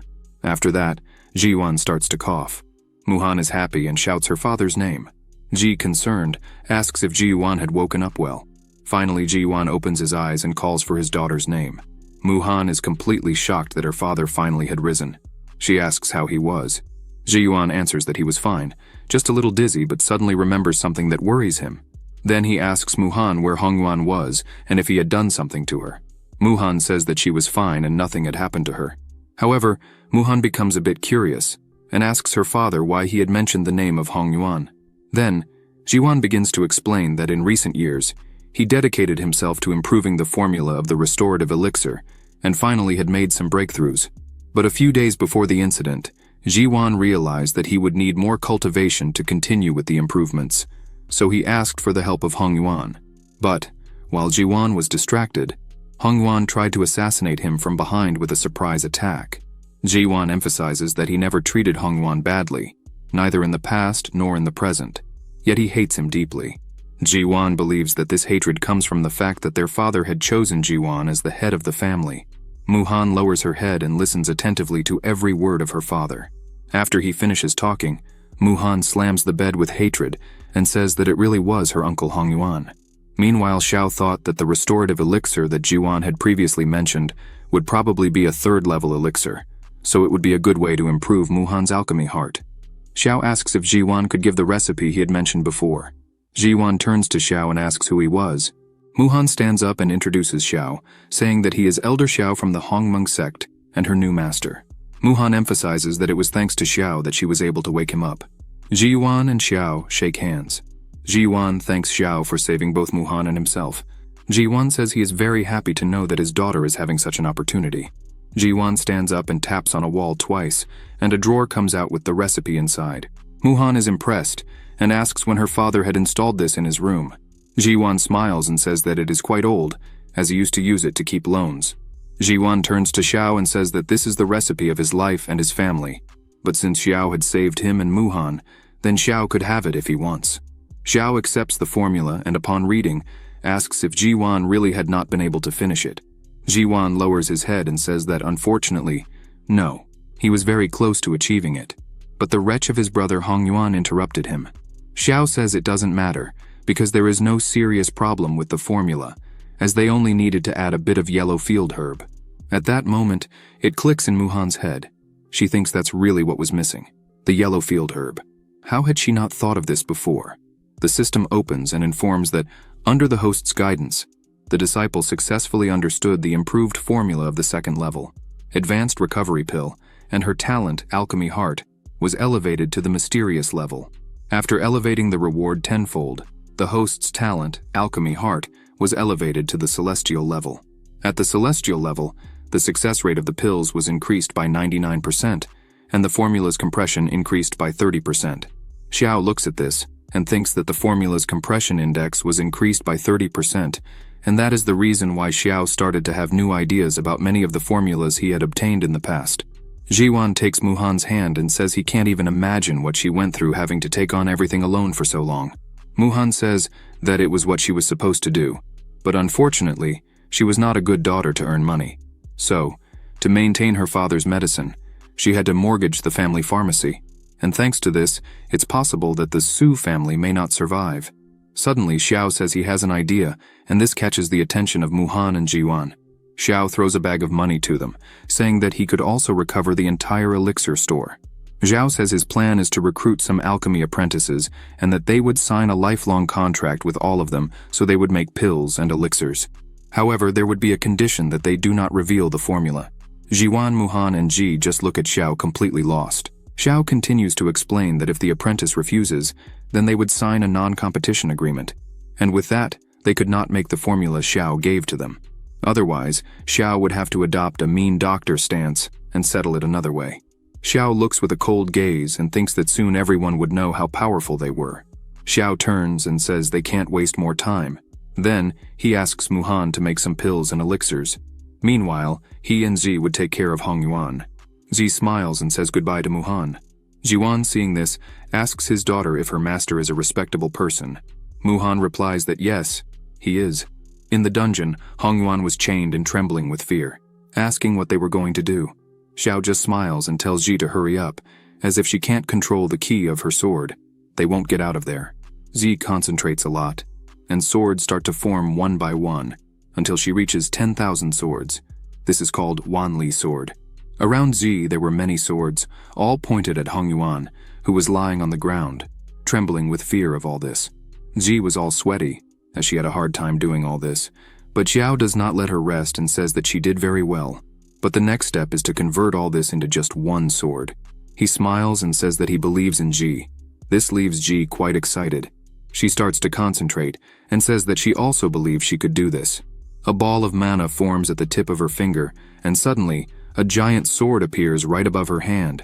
Zi turns to Xiao, smiling, and says that she finally did it.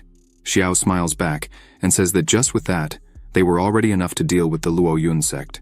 While they were talking, Hong Yuan was dying of fear, leaning against the wall, looking at all this. Hong Yuan starts to scream as the great sword was about to hit him. Hong Yuan begs them to stop, shouting no. Xiao, sitting in a chair, asks Hong Yuan if he had thought the same way when he tried to kill Jiwan. Did he ever think this day would come? Xiao looks at Ji and asks her to finish. Then Ji attacks. but Hong Yuan manages to dodge. Xiao asks for the assassin to help as this won't do. Ji gets angry, saying she missed by a little, but Xiao tells her that she just needs to aim and shoot again. She doesn't need to rush as they had plenty of time. Then Zi tries again and misses once more, and continues missing for a few other times. Half an hour later, with various marks on the wall, Hong Yuan's body was lying in a pool of blood. The system opens and informs that it has been detected that the disciple has understood the Wanli sword control technique. The host will be rewarded with 10 times the amount of the Wanli sword control technique, in addition to the flexible fingers sword, an object of the highest quality of ground level. Xiao gets up and thinks that now he has 2 flexible swords, and if he adds the transformation of all into one, even if someone manages to hit him when he is distracted, it will not cause him problems. Xiao thinks that this is much easier than cultivating himself. He calls Ji to see if Muhan was in need of any help. Zi agrees with him. Meanwhile, at the mansion of the city lord Luo Yun, everything was very quiet on the outside. On the inside, in the hall, there were 3 people kneeling, and a body covered with a white cloth. These people were telling their lord that young Master Wang Ronger had been murdered. As soon as the lord hears this, he clenches his hand very tightly and screams, calling everyone damn trash as they were paid to protect him. This man is the city lord of Luo Yun, father of Wang Ronger. He says that since his son Wang Ronger was killed, they should bring the head of the culprit. Otherwise, they would not leave alive. This leaves them paralyzed with fear, but one of them takes courage and says that the one responsible for the death of Wang Ronger was Xiao, an elder of the Hongmeng sect. Even Wu Ming was defeated by Xiao with just a few moves. It is impossible for them to do anything. This makes the lord even more nervous, calling them losers. Currently, the city lord is on the 7th level of the Golden Core. A dense and strong energy starts to spread throughout the room, and this throws the 3 men backwards. They scream for the lord to forgive them, as there was nothing they could do. The lord begins to think that he himself had verified the strength of Wu Ming, the personal bodyguard of his son. He thinks that if it is really true that this man named Xiao defeated Wu Ming with just a few moves easily, then definitely, the strength of this man is not something that the lord could compete with. The lord begins to walk and kicks one of the men who were there, telling them to get out of there. He thinks that the only way to avenge his son, Wang Ronger, is to ask for help from the Luo Yun sect. He starts to leave and says he would go to the Luo Yun sect and asks the men there to send invitations to all the nobles of the city, even to the Su family. The lord is completely irritated, saying he would avenge his son's death. Then, he promises that he would cut Xiao into pieces. Meanwhile, at the house of the Su family, the invitation arrives, saying that the Su family is cordially invited to a banquet at the Wang family's house this evening to rectify the situation of the family. Xiao, Muhan, and Ji were at the table. Ji says that this invitation is not a good thing. It is clearly a banquet to meet with the Hongmeng sect. Ji stands up and says they needed to leave the city right now and head directly to the Luo Yun sect. As soon as they leave the city of Luo Yun, they would find out what the Wang family would do. Xiao thinks a bit and replies no, because how could he refuse an invitation? Clearly, he would go. Ji waves his arms asking why. Xiao touches Ji's shoulder and says he heard that Yun Cheng would be at the banquet. Xiao asks his beautiful disciple if she really wanted to take revenge. As soon as Ji hears that name, she becomes angry. She sits down, irritated, and asks if that traitor would really be at the banquet. Muhan is shocked, as he has never seen Ji like this before. Xiao opens his fan and looks right into Ji's face and says that now Yun Cheng trusts in the power of the Luo Yun sect and that it is unparalleled. Previously, it would not have been so easy to catch him. Xiao stands up and asks what Ji thinks of joining him and causing a little chaos at this banquet. Ji, completely nervous, tells her master that she will do whatever he asks. Muhan, seeing this, thinks that someone is going to get hurt there. Xiao, out of nowhere, turns to Muhan and asks how the matter of the pill and elixir factory is going. Muhan is startled, but says it is going very well. They have already recovered the old 17 pill factories of the Su family and are recruiting alchemy apprentices. And this afternoon, they put the recovery pill on sale. Muhan, all happy, says they sold 50 bottles and earned 5,000 lower-grade spirit stones. Xiao thinks for a moment and feels that 50 bottles are too few. He asks Muhan if she has analyzed the reasons for this. She says yes, then she raises her little finger and, all confident, says that the main purpose of the Huishan pill is to clear the mind and regulate internal energy. The uses are relatively limited. Besides all this, it is the first day of test sales. Xiao puts his hand inside his clothing and takes out some recipes he had made recently. Xiao says that, since that is the case, then she should keep these third-level improved elixir recipes. She should study all of them, and, when the time comes, she should pass the test sales report to him. Muhan, seeing all these third-level recipes, is completely enchanted. Her eyes even sparkle with happiness.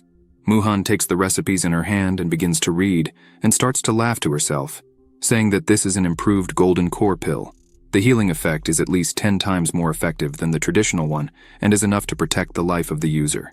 She believes this would sell very well. While Muhan was hugging the recipes her master had given her, Xiao was thinking that he loved money and money loved him. Money is everywhere, comes all the time. Money comes from all parts. He also says that the happy life he always dreamed of lying down and collecting money, is one step away from being achieved. Night falls and guests are arriving at the city lord's mansion. Ji Yuan arrives at the entrance, and the city lord goes to greet him personally. Right behind him is Xiao. The city lord greets him. The city lord says he was worried when he heard that Ji Yuan was sick. The lord says that unexpectedly, after Ji Yuan recovered from the illness, the Su family's business reached a higher level. Right behind the lord there was a man with red hair, smiling suspiciously. Ji Yuan smiles and thanks Lord Chung for his concern. Xiao just looks at everything without saying anything. Chung goes to Xiao and says that he must be the man from the rumors who helped the Su family to recover, the man who took Muhan as a disciple, helping her to reach level 3 alchemy. Xiao thanks, saying that Lord Cheng is very kind. As soon as the red-haired man sees Xiao, he wonders why he was there, but then he realizes and imagines that this is a plan, as the city lord personally invited the Golden Core elders from the Luo Yun sect to help. Now, everyone is in guest clothes and waiting for him in the banquet hall. Just an order from Master Wang for them to act and kill Xiao. But suddenly, he sees a girl with Xiao, and thinks she looks very much like the girl from that time. But he thinks it is impossible to be the same, since he himself had seen Lin Gu's men throw Ji off the cliff. Chung calls them to enter, as the banquet was about to start. Chung says he heard that Xiao had already conquered the 5th level of the Golden Core at such a young age. Chung stands up and says that, in addition, Xiao has 2 promising disciples in his hand, and a great future ahead of Xiao. The red-haired man agrees and says that the Su family is very lucky to have a person like Xiao being Miss Muhan's master. People around think Xiao really is a very talented person. But Xiao starts to laugh a lot and says he feels honored. At this point, Xiao was a little drunk. He turns another glass and says that in fact, there is a misunderstanding about his strength. Because in fact he was only at the 3rd level of the Golden Core, and the only reason it seems like he is at the 5th level of the Golden Core is... Z tries to stop him, but he shows one of his swords, saying that everything is thanks to this sword because he got it, and coincidentally, it is very powerful. He smiles again and says that if it weren't for this sword, he wouldn't dare to come down from the mountain. Muhan just looks at it, while Ji asks him to stop and not expose his treasure like that. What does he think he's doing? Chung says it's very kind of Xiao and asks his men to bring the gift, but in reality, Chung thinks he would have to go through a lot of trouble to check who Xiao really was. But apparently, he's just a fool. A chest is carried to the place, catching Xiao's attention, who wonders what it could be. Chung says that he has long admired young Master Xiao, and today he had prepared a particularly generous gift, hoping to become friends with Xiao. As soon as it is opened, there are several spirit stones inside. As soon as Xiao sees all these stones, he runs off with his eyes shining, saying there were so many. Ji tries to stop him, but there's no time. Xiao starts to throw them in the air, hug them, and do everything with the stones, saying they should have bought some things for the sect and other things for themselves, but they ended up spending tens of millions of stones at once.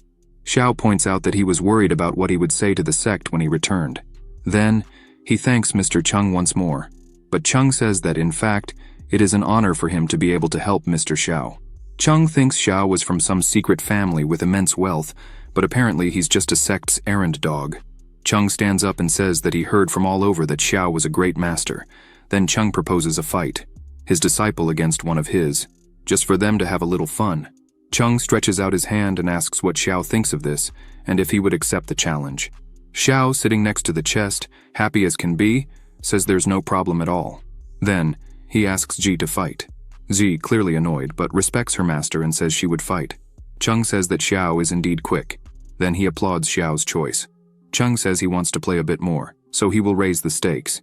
If Xiao wins, he would give 10 million more low-ranking stones and asks if Xiao would accept. Xiao, seeing this, is very tempted to accept. But he turns to Chung and asks if he should make a bet of equal value, because he didn't have a penny left. But Xiao had a great idea, so he calls his sword and says he would bet it. Chung says there would be no problem at all. Chung uses magic and creates a shield around the treasures of the bet. He says that, as it is a bet, no one should touch the objects until they know the results. Xiao says there's no problem with that. Then he hugs Muhan and tells Ji that everything is in her hands now, so she could not disgrace her master. Muhan asks Ji to be very careful. Ji says she's ready and asks them not to worry. Chung says Xiao He should fight first. He thinks Ji is just a fool, but he will play a bit with her to see what she could do. Then he takes his sword and says he's ready. The two face off and the contest begins. Ji starts attacking with her swords. Xiao He slams his sword on the ground to block the attack, but Ji's attack easily breaks Xiao He's sword, leaving him impressed and frightened. Ji stops her attack with 3 swords very close to Xiao He's throat. Then he sighs and admits defeat, and apologizes to his master. Xiao dies of laughter, saying they couldn't even receive a simple attack from his disciple. They are too weak. The others there don't like much what Xiao says and think it's very rude, but they try to overlook it, as Xiao was just a drunk. The man with red hair, who is Yuncheng, looks at this and doesn't like what he sees, thinking he would give just a bit more time to this spoiled brat, because they would see later. Chung says there are no problems. As in a competition there are winners and losers. Chung believes that the guards really said that the master and the disciple were good at sword fighting, but today they are nothing more than that. Xiao runs to the winnings of the bet and starts hugging them, saying that Master Chung really is a man of his word. A great man, because now they were rich. Xiao gets carried away and says he would now bet his sword again, and moreover, all his possessions.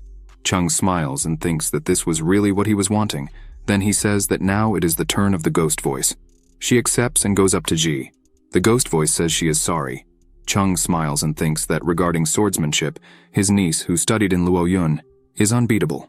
Chung is sure he will not lose to that fool's disciple. Then the fight begins, and in seconds, Chung is completely startled by what he is seeing. Ji assembles 1,000 swords into just one, and then she launches her attack again. The ghost voice has no reaction against this, as she has never fought against such a force. She wonders how 1,000 swords became one. As soon as she notices that it is impossible to defend against this, she screams, admitting defeat. The ghost voice falls to her knees on the ground and says that such a young girl already can use such immense power. 1,000 swords into just one. She is really impressed. Ji just sighs and says nothing. Chung says that the victory was for Master Xiao and his disciple, but they notice that, by Ji's appearance, she is close to her limit, as she seems to be very tired. Xiao jumps amid all the money he is winning and starts laughing too much, saying that it is all useless. Even if a god descended on Earth today, it would be useless. Xiao celebrates a lot and asks to bet once more. Yuncheng looks at Xiao and thinks that he is really very happy. Chung says that, for her age, this disciple is a genius for having reached the level of turning 1,000 into one. It seems that Xiao really has a great disciple. Chung says that unfortunately this is just for now. Then a person jumps from behind him towards Zi, hitting her belly, causing Zi to spit blood. As soon as Xiao sees the hit, he notes that this attack is the Luoyun palm of the Luoyun sect. Then he quickly jumps and catches Ji in the air. She coughs and apologizes to her master for having fallen. Xiao smiles and says that it's okay. Xiao thinks that they finally pulled their trump card. Muhan asks Ji if she was okay, but Zi did not answer as she was very tired. The woman who defeated Ji mocks, saying that it did not take time and she had already lost. This woman is called Liang. She is an elder of the Luoyun sect. Xiao hands over everything he had, almost crying, while Ji was completely upset back there, being comforted by Muhan. Xiao says he could not go back like this, as he had lost everything he had. How would he explain all this to the sect when he returned? Then he points to Chung and asks him to compete with him once more. Chung says he would accept to compete again. However, there was a small problem. Xiao had nothing more to bet, so how would they bet again? Xiao looks coldly and says he would simply bet his life. Some people think this is complete madness, but Yuncheng gets excited as soon as he hears this. Chung just tells Xiao not to expect to stay sober to try not to pay the debt. Chung is thinking that he would love to see what Xiao would manage to do without that sword. Xiao begins to release his power and tells Chung not to worry, as he would not back down from his bet. A huge sword appears behind him. Xiao says that unfortunately he would not lose. A hand begins to form, holding a huge sword. Xiao emphasizes that, as soon as he wins, Mr. Chung, besides returning all his fortune, will also have to pay with his life. Liang is astonished at what she is seeing right in front of her, is a million swords condensed into one. Xiao begins his attack. Liang prepares to try to defend, but her sword is broken like a tree branch. The sword cuts Liang. She screams, "How can there be such extraordinary power in your hands?" While bleeding, Liang does not accept, because her sword was given to her by her master. This sword was strong enough to withstand the entire force of a cultivator in the nascent soul realm. Liang does not understand how Xiao had cut her in half with just one blow and without effort. She looks frightened and asks where this man with such inexplicable strength came from.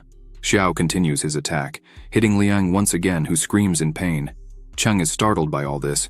He runs and holds Liang, asking how she was. However, she does not answer. Cheng gets angry. Xiao says that apparently Cheng is also a disciple of the Luoyun sect. Xiao forms his sword again, and tells Cheng that to learn the Luoyun palm of the Luoyun sect, one must have a high status. Cheng just listens to all this. Then Xiao smiles, and says that it would not be unfair to kill Cheng there now.